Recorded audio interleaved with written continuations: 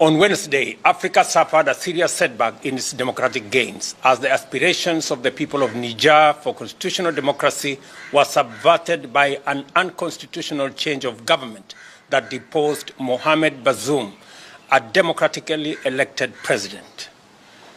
The Republic of Kenya joins the rest of the world to condemn in the strongest terms this unconstitutional act that subverts democracy through a coup d'etat and calls for the immediate release of President Mohamed Bazoum, who is reportedly seized by members of the Presidential Guard.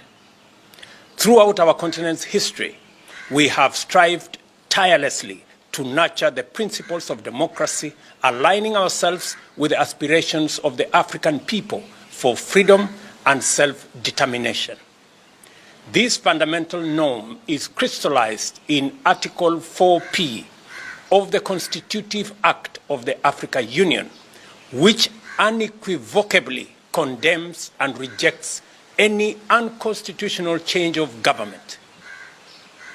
The government and the people of Kenya earnestly urge all parties involved to refrain from further escalation that might jeopardize the lives and livelihoods of the people of Niger.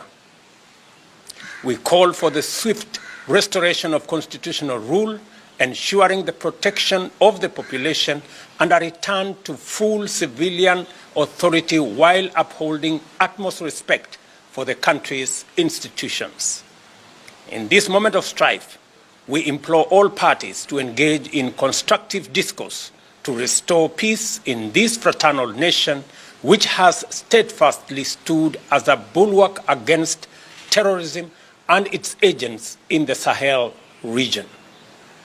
The resurgence of military coups and attempts to subvert the will of the people on our beloved continent demands a united and global response to hold those responsible accountable for their actions.